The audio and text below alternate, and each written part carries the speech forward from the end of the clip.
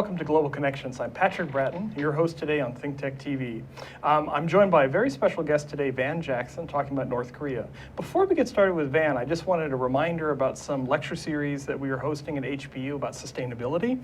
Coming up on the 18th of February, on Thursday, HBU welcomes former U.S. Presidential Advisor Dr. Neil Lane for an open talk that's open to the public on science and public policy. He's the former director at the National Science Foundation and currently a senior fellow for science and technology at Rice University's James A. Baker Institute for Public Policy. The event is free and open to the public at 5:30 p.m. at the Aloha Tower Marketplace. You can go online and RSVP for it if you look under HBU Presidential Leadership. Anyway, it should be a good event as well. All right, so anyways, got that out of the way, so let's talk with Van. I've known Van for many years. He's a leading specialist on North Korea, and so it's a pleasure to have him talking on the show today, given recent events that's been going on the Korean Peninsula and Northeast Asia. Well, welcome to ThinkTech. It's great to be here. Thanks for having me. Good. Is this your first time on ThinkTech? It is. Probably not the last. Hopefully not. Yeah. Hopefully not. So you are a professor at the Asia-Pacific Center for Security Studies down in Waikiki, correct? That's right. I also have an adjunct senior fellow affiliation at the Center for New American Security in Washington. Okay, interesting. Before we start, too, I have to put out the normal disclaimer that I'm here in a personal capacity. My opinions are my own. You'll see throughout the discussion today, and if you read what I've written in the past, that at any rate, my opinions are sometimes different from the government, and that's not a bad thing. So no matter how crazy I get, it's not the government's problem. Okay. Right. And you're quite active on the internet, the Diplomat and other places, posting about North Korea as well, right? That's right. I have a regular column on Asian defense at thediplomat.com. It comes out every 2 weeks. And I do editing work for a website called War on the Rocks, warontherocks.com. It's a sort of online defense policy daily. So it's covering what's going on in DC and the world relating to military issues and war and peace and that kind of thing. Mm-hmm. Okay. My normal format when I talk to new guests is to kind of get a little insight of how you got here. Because, working at APCSS, looking at North Korea, being involved in some of the leading internet publications on international security, I'm kind of curious maybe to see how you got there. Where were you from originally? So I'm from all over the place. My dad was originally in the military, and I went to high school in Orlando, Florida. And when I was 17, I sort of ran away from home and joined the military, the Air Force. And from that point to today, which was a long time, I've been working on Korea or relating to Korea in some way professionally ever since. So when I joined the Air Force, I became a Korean linguist and intelligence analyst. So the Air Force paid for me to learn Korean. I lived in Korea for a while. I went to school on the GI Bill at night. And as I worked up through the ranks of academia to get a PhD, I found my academic work focusing on Asia, Asian security, and Korea, always Korea again. And then after I got out of the Air Force and I was working on my PhD, an opportunity opened up in the Office of the Secretary of Defense. So this is a group of people that supports the senior leadership of the Pentagon, the Secretary of Defense, the Deputy Secretary, the Undersecretary for Policy, and they represent the Department of Defense in National Security Council meetings, in meetings with foreign governments, negotiations, crisis management. It's like all the heavy stuff that you think about when you think about national security and foreign affairs. And the Office of the Secretary of Defense is in the heart of it. And when I went there in 2009, I had the opportunity to work on what's called the Korea desk. And eventually I took it over and became, not in like a dictatorial way, right? But I assumed ownership, leadership of the Korea portfolio. I became Korea Policy Director. And that gave me an opportunity the burden of surviving multiple crises on the Korean Peninsula in 2010, where we thought there would be war a couple times. And it gave opportunities also to be a part of negotiations with North Korea before they fell apart. And I did that until 2014 when I joined a think tank, the Center for New American Security. Again, I was working on a broad range of issues in security, but Korea was kind of central and a recurring theme. Talk about the future of war, or where things are likely to bubble over into a crisis, or where is U.S. military force posture most important or prevalent, or where does it play the best peace maintenance role. Often we go back to Korea. And then, as you've seen in the news recently with the claimed H-bomb test and everything else, the world can't take their eyes off of Korea, so neither can I. And then you've recently shifted from the DC area to Hawaii then. That's right. Maybe 4 or 5 months ago, I joined the Asia-Pacific Center for Security Studies, though I'm here in my personal capacity, once again. And the center is a Department of Defense institution. It does executive education, it does research, it focuses on regional security in a very broad sense, and it's about building networks of national security professionals and finding a place to put down weapons and look for opportunities to cooperate. And we recently took on the name Daniel K. Inouye Asia-Pacific Center for Security Studies. He was the sort of founder with the vision for this place. So. Okay. Interesting. I mean, you mentioned some of the current events that are going on. I mean, North Korea, as you mentioned, periodically comes in the news. So most recently, we've had acclaimed, hydrogen bomb tests and also a testing of a new longer-range missile. I mean, what's your sort of initial thoughts on that? What's going on in North Korea? So in some ways, it's more of the same, and in other ways, it's actually quite worrisome. The trend line is worrisome. These specific incidents themselves are not inherently dangerous, but the path that it's pointing to is a troubling one. It's a destabilizing one, and that's why a lot of people get spun up and angsty about it. So the recent intercontinental ballistic missile test, ICBM test, North Korea claims it's a satellite launch. It's in fact the same technology, so it's 6 of one, half dozen of the other. And the recent ICBM test, it's the 4th that they've done, the nuclear test, in association with nuclear test. And this is a routine thing in some ways. It's research and development for North Korea's defense industry.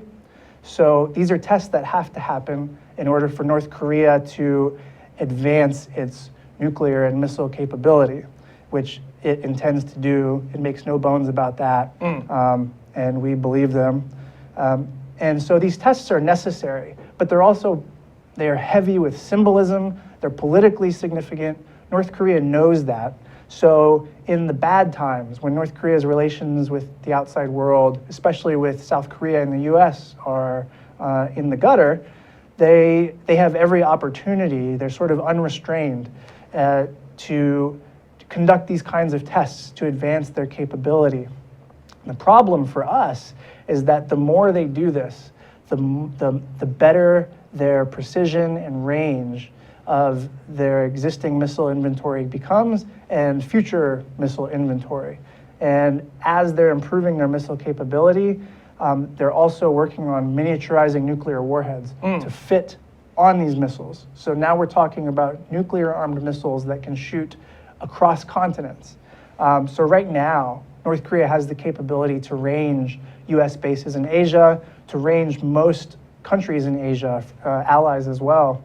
And they're on a path, if they just keep doing what they're doing and nothing changes and we don't change anything, they're on a path to being able to range with precision California, Alaska, obviously Hawaii. Some say they can already range Hawaii. So this is a problem because we have hostile relations with them and they have nuclear-armed missiles. So this is the path we're on. This is the trajectory, and currently North Korea is in a position where they can keep testing nukes and missiles, and there's very little that is being done about it. Okay. I mean, probably you've heard this many times, but I'll lead with this. I mean, one of the things that we often sort of perceive, if you look at both popular culture and then also even some sort of policy or wonk analysis of North Korea is that essentially North Korea is, crazy, right? And anything can set them off. And in a sense, also as well, our pop culture, whether it's Team America or the movie, The Interview or anything like that, sort of emphasize this kind of quirky, bizarre behavior, if you will, by North Korea, that there's very little rhyme or reason, and they're undeterrable because, essentially they're crazy, right? In a sense, I mean, what's your assessment of that sort of popular viewpoint of Pyongyang? Yeah, so the first thing I would say is that the crazy North Korea narrative is a myth. I mean, it's real narrative, but they're not crazy. They're incredibly rational about how they decide to use violence. They're very aware that we wring our hands and get upset when they test missile technology, nuclear technology in contravention of UN Security Council resolutions. So this is against international law, and they do it anyway. So they are very aware of what they're doing. They have a very instrumental view, confrontational view, zero-sum view of what they do. And this is a debate in political science about how rational states are or not, and that theoretical debate weaves its way into debates about North Korea sometimes, but you can sort of put all the theory stuff aside and just look at the history of North Korean behavior and see how rational they behave.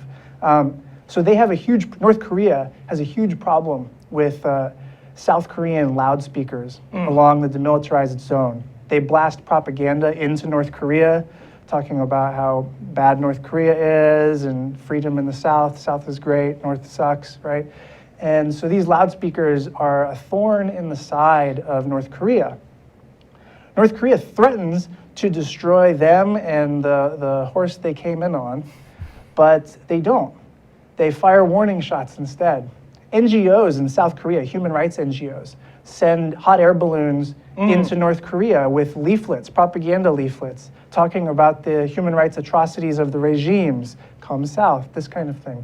And this, of course, upsets North Korea as well. North Korea threatens to attack the NGOs. And what it actually does is just shoot at the balloons. They have the ability to fire at human beings on the ground that are not far away launching balloons. They don't. They threaten war. They threaten to turn Seoul into a sea of fire, but they don't. They continually show restraint. And then occasionally we get into a crisis with them because they think they can take some kind of military action, a violent one, and they think that it can be done without consequence. And occasionally, a lot of times they're right, unfortunately. Occasionally they're wrong, and it sparks a crisis on the peninsula. That was what happened in 2010 twice. Yeah. And during these instances, North Korea threatens war, postures like war, mobilizes forces, creates a war atmosphere. You see Wolf Blitzer come on CNN talking about, the end is nigh. But what ends up happening inevitably is that North Korea looks for face-saving off-ramps. They have no interest in war. The regime's primary interest is in self-preservation. They happen to think that there are sometimes military solutions to political problems, which is where violence comes in. That's why they test nukes and missiles. But at the end of the day, they don't want to take actions that risk forcing regime change. Unification is a threat to them, obviously. As long as they don't think we're about to invade, they are not about to commit suicide. So they are highly restrained, and they benefit from posturing as if they are not restrained. So this is, Richard Nixon had the madman theory, liable to do anything. I think it was in Lethal Weapon. Mel Gibson was like, do anything, an episode of the OC, this is 2003. So this is, everybody knows the madman theory, like deterrence works because you seem like you could do anything, and that's just too risky to mess with. And so that's the posture that North Korea takes, brinkmanship. Right. And in the narrowest sense, it has worked. In terms of like specific instances, specific events, it has worked. Over the long term, it's sort of worked against North Korea because, well, we're still there. Our alliance with South Korea is still strong. They're isolated. So I don't know how much they're really thinking about the long game when they make their decisions. But That's a separate question. When it comes to North Korean craziness versus rationality, they're unquestionably rational. All right, thank you. We'll stop for a short break about some of our other programs in Think Tech. We'll be right back with Van Jackson. Aloha, namaskar, and hello. My name is Anu Hito. My show is called Climate Change Beyond Outrage. In it, we go beyond outrage to discuss solutions to global problems on climate change facing people, nations, and the world. Join me here every Tuesday at 1 o'clock on Think Tech Hawaii. Aloha and bye-bye. Aloha, this is Reg Baker and I am the host of Business in Hawaii. We talk about positive stories of businesses in Hawaii, how they have been successful and how they have overcome some of the obstacles that a lot of us encounter when we try to have a business here. And believe it or not, there are a number of positive stories here and we want to talk to all of you. So we broadcast live every Thursday at 2 o'clock, and it rebroadcasts again on Olelo Channel 54. So I sure hope to see you next time. Please tune in on Thursdays at 2 o'clock. Thank you. Hello and welcome back to Global Connections. I'm Patrick Bratton having a great conversation with Van Jackson from APCSS talking about North Korea. So Van, I mean, before the break, we were talking about this debate over North Korean rationality versus the sort of crazy North Korea, you know, a lot of American pop culture movies and things. But even better than pop culture, you've just released a book about North Korea, analyzing North Korea. What's the title of the book? So the title is, thank you for the plug, by the way. The title is Rival Reputations, Coercion, and Credibility in U.S.-North Korea Relations with Cambridge University Press. It's available for pre-order now, and it'll be shipped to you within a week or so. If you order it. So, yeah. Are you doing signatures as well? If you send it to me, I will. Okay, excellent. I'm going to take you up on that. All right. Okay. So what's again, you're at a cocktail party. Somebody asks you, "What's your book about?" I mean, what's your short plug, sort of? Sure. So the book is about how, in the U.S.-North Korea context, but more broadly as well, how past actions, past words and deeds of one state end up affecting certain aspects of the future. So this is about the long-term consequences of behavior and unbehavior. So decisions you make and decisions that you punt on. And in the US-North Korea context, this idea that past actions weigh on the present somehow, it's called reputations. Reputational systems are everywhere in the social world, right? Yelp, Airbnb, Uber, the financial system, right? If you have a checkered credit history, you end up paying higher interest rates on loans, right? So reputation exists everywhere. In political science, though, the last 20 years, the argument has been that states don't have reputations. Reputations don't exist in the international system. So in the world of, international politics, global affairs, states and statesmen do not accrue reputations like people do in the real world.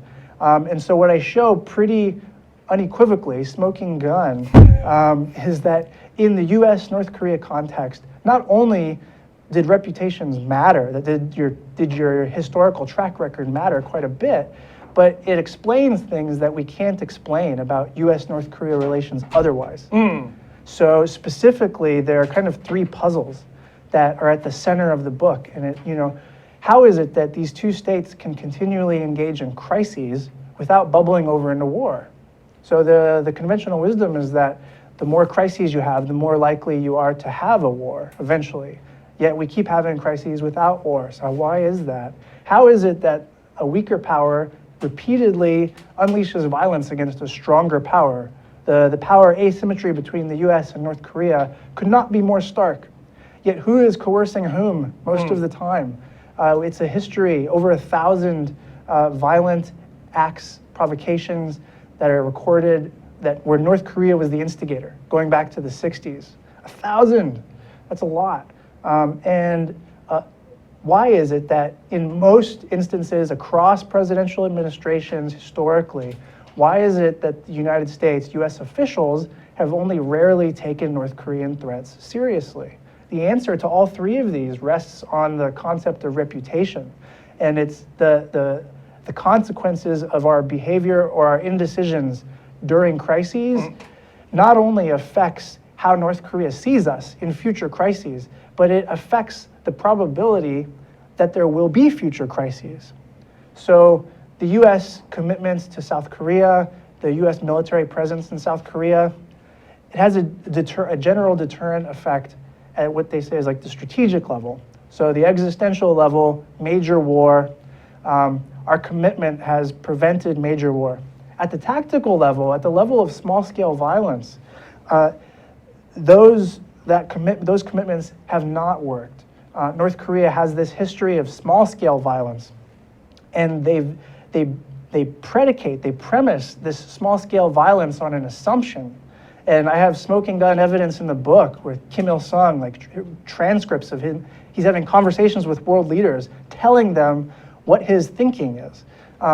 And I talk about it at great length in the book. That's what most of the book is. It's this like rich archival history. But we find that North Korean violence at the small scale, the provocations, they are only done because they assume that there will not be serious consequence. They believe that we won't retaliate. Why? Because we haven't in the past. So it's our past actions, it's our past restraint in the face of violence that has begotten more violence. Because we're in this hostile, confrontational mode with North Korea. So if there was like a single theme or message from the book, it's that like, look, if you want to be hostile toward another country, maintain a rivalry situation because they're doing things, because they threaten you, because you hate them or whatever, that's fine.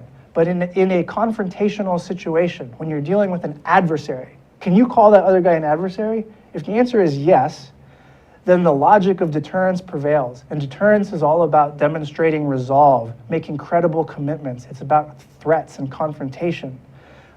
You can keep the peace through deterrence. It happens all the time. The US presence in Asia is arguably why there hasn't been a war there since 1979. That's the popular explanation anyway.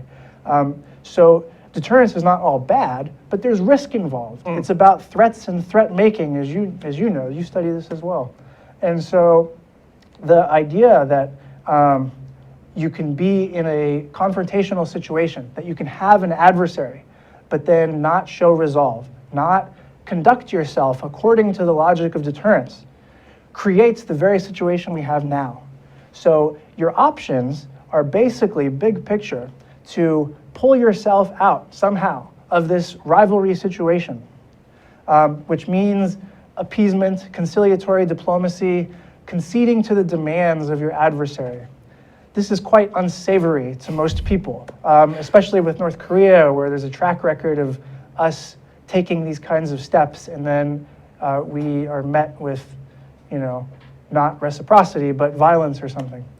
So that's one option, one extreme option, but it's a way to ameliorate, to reduce the tension of the situation. The alternative is, if you're going to have this adversary on your doorstep, it's to take it seriously as an adversary. Do not stoke hostilities and then back down in the heat of the moment. And this is what the track record has been. This is what I show repeatedly across all crises between the United States and North Korea, and in a couple chapters that I talk about between North Korea and South Korea as well. It's our behavior in these crises that determines whether and how future crises play out.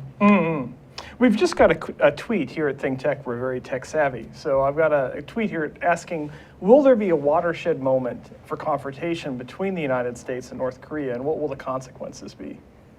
So obviously there's no way to know. I would say that we're on a path right now that at the strategic level looks stable.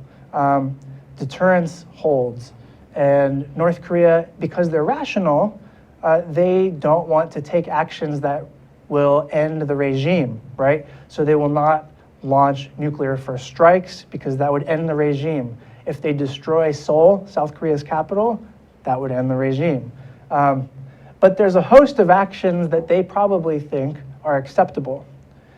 If we think any of those actions are unacceptable, that's when we have a very high risk of conflict. Right. And then the question is, does that low-level conflict escalate to destabilize the strategic level stability, strategic level deterrence? And that is an open question. My instinct is that we have fire breaks, we have ways, and North Korea seeks to have ways also to prevent the worst outcome possible, like major war, major catastrophe. But it's a risky game. And if you have adversaries, that's the game you have to play. So as long as North Korea is North Korea, we have to conduct ourselves in a certain way to be able to demonstrate credible commitments, demonstrate resolve, deal with provocations and respond when they happen, as a way of maintaining stability on the peninsula. So the question of if there will be some great culminating, apocalypse depends very much on our behavior. And it's too simple to say, well, we just won't go there. We'll just back down, we'll just show restraint.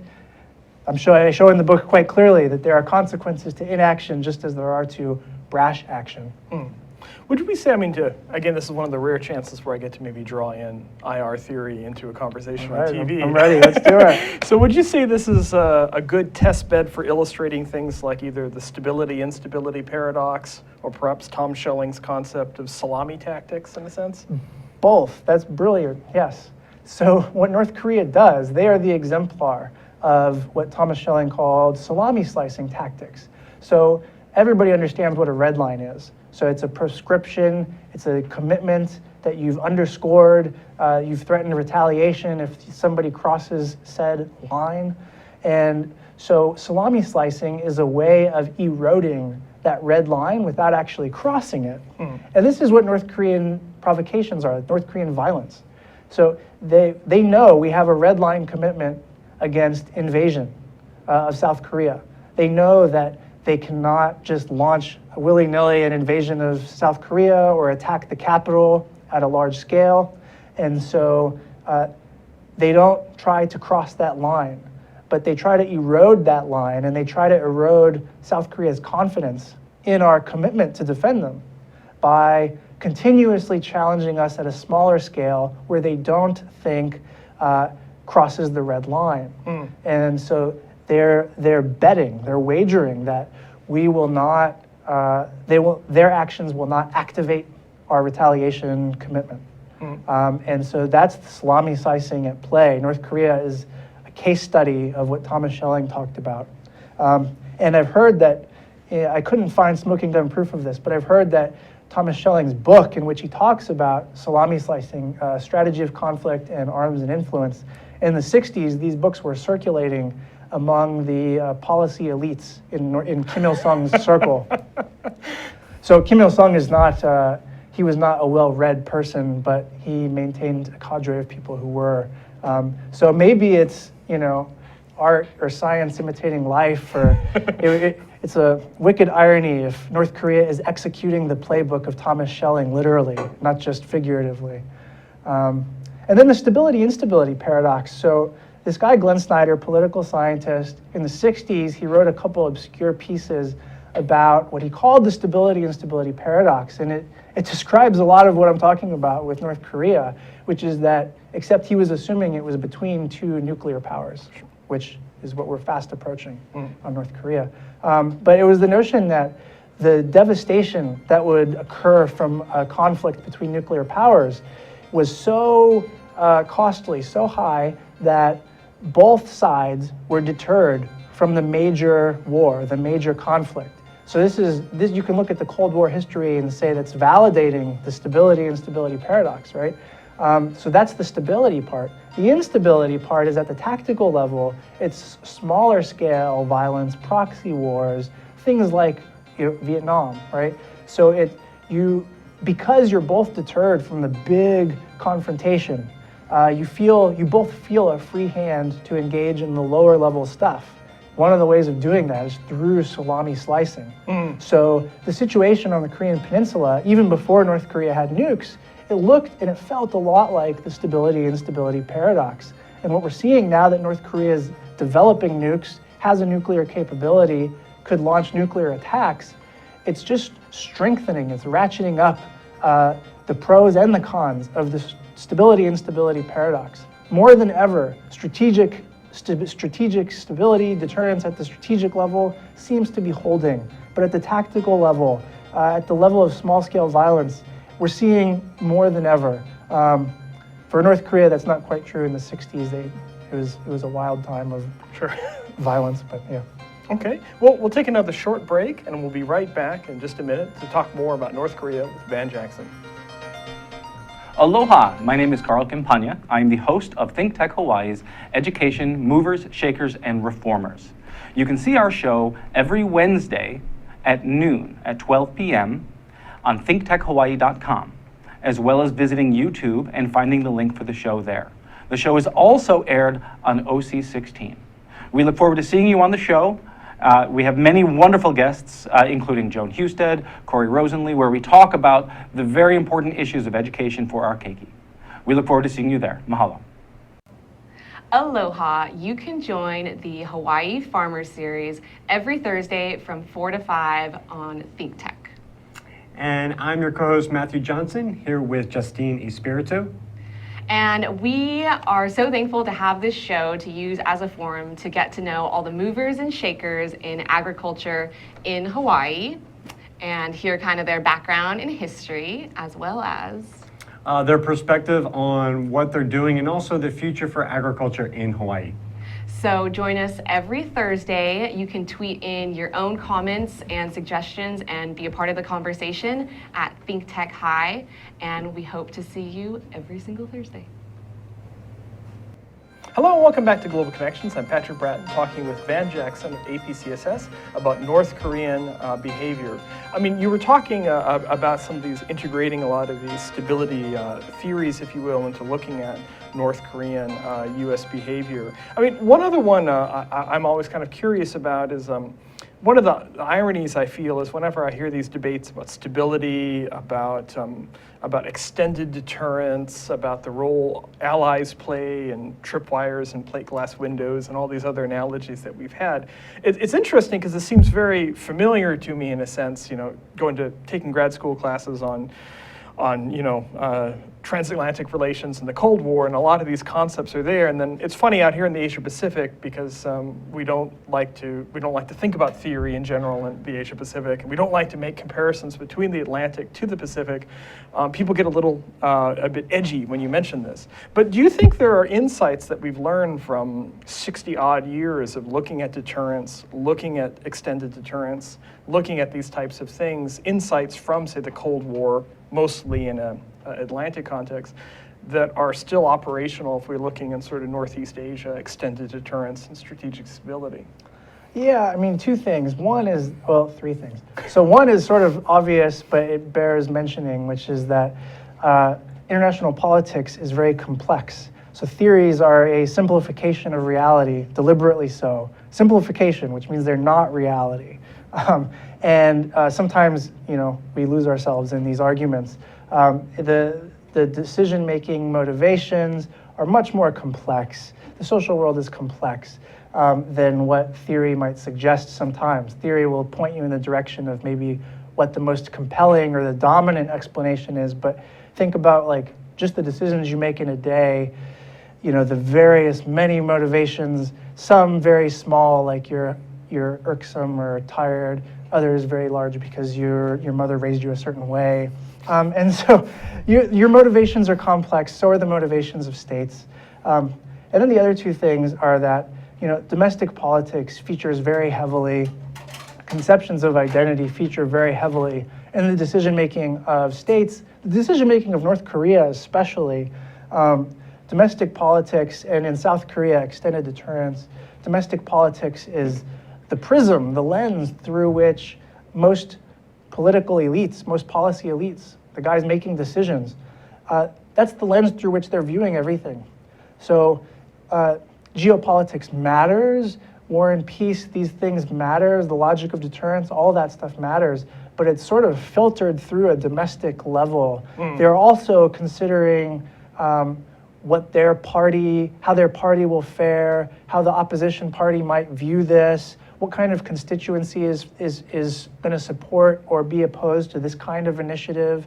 So the domestic politics lens is important, and even in North Korea, it can't be discounted. I mean, there's a lot of talking about sort of what's North Korea's motivation in a sense. I mean, there's a lot of different competing arguments out there. And one that is often used is that there tends to be these cycles in these sort of military diplomatic campaigns that North Korea is doing. And it's often done when there's either some sort of leadership dispute or internal conflict that's going on inside the capital, or perhaps prepping up a successor.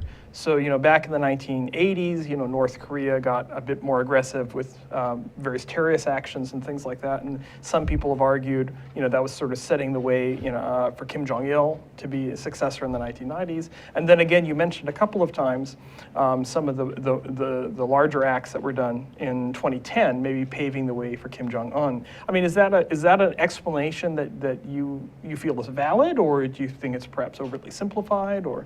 It's both valid and I wouldn't say it's overly simplified, but it's compelling in most cases. It's there. It's just not necessarily the only explanation again. So in 1976, there was what's called the Panmunjom crisis. So North Koreans beat 2 US soldiers to death with axe handles, not even chopping them with axes, but bludgeoning them with axe handles.